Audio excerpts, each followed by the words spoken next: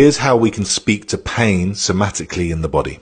Everyone going through chronic pain knows how uncomfortable it is when you're living with it day to day, so much so that you just need to escape your body for 1 second. But here's a way to be able to tune into and actually ask what it's trying to tell you. Pain is a communication from the body. It's a signal trying to give you a message. Sometimes those messages can be hella uncomfortable.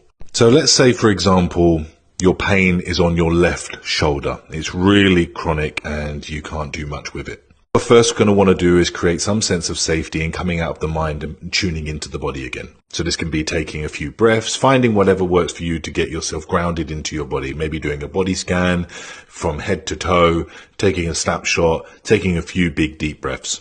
Once we're there, we're tuned in, we're connected. Then I want you to tune into the pain in your body.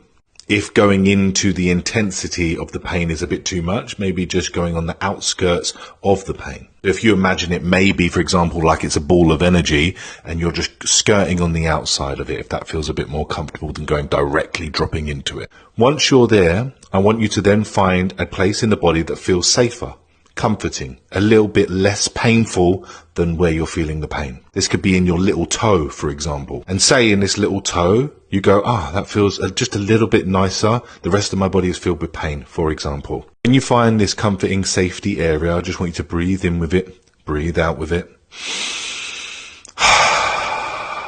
And then I want you to go to the outskirts of the pain area again.